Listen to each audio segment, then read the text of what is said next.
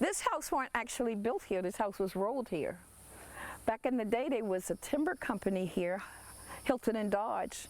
And my parents and grandparents would talk about how when they came and they practically cleared most of the trees here, they said you could actually see from one end of the island to the next. Imagine that. And they would roll houses in order to move them on logs. Imagine the tools they didn't have, but what they accomplished. No electricity or wires or plumbing had these houses bound so you can move them. And families was there supporting each other. There were no, this mine and that's yours. It was ours. We be, this be we on. And that's what I appreciate. Because it is we on. It's not me and yours.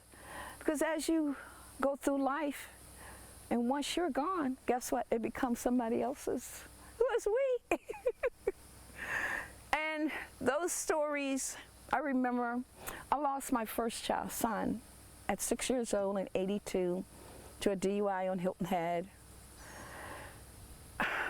And he was not punished, but when the Joy Floyd and all these stories come to life, I feel those pain, because I too was one of those people that it happened to. But instead of being angry at the world, I had to hold myself up and grab on to the voices of my ancestors saying, keep going, stay focused, do what you have to, but you don't have to be bad to do it. My grandmother sat on this very porch and had that talk with me because I had never experienced my own child. That was the first time I had that closeness of death.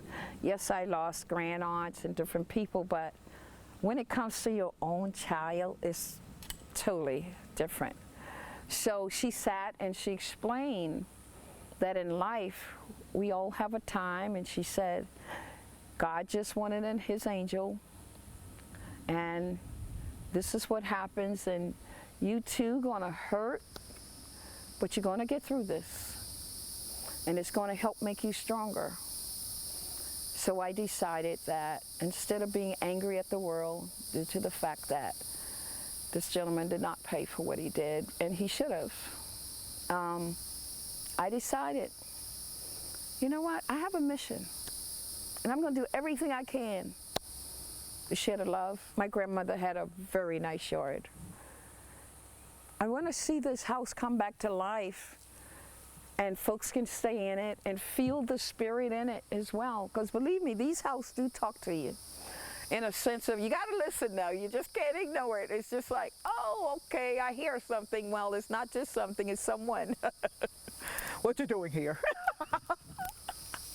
But chicken yard, sweet potato. In the back of this house, I have a clearing where I'd like to honestly build my house eventually. Have people come, tell them stories, sit around, have family dinners, or just family talk. Also sharing with folks, teach your kids to always stay focused. Cooking was important because my pop would say, y'all girls need to learn how to cook so you can find a good man. And my mom would come racing up the kitchen.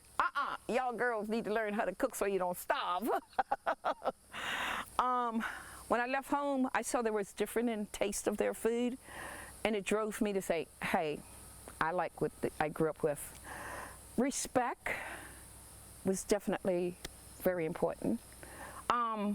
Survival, also so important. I go fishing, crabbing, I go shrimping. I can do these things without having a dime in my pocket and eat better than most people.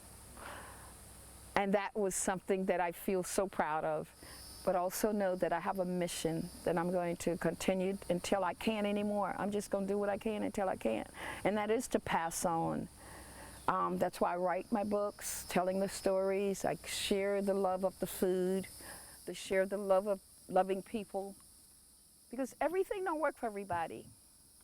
But I find these things to be very peaceful for me.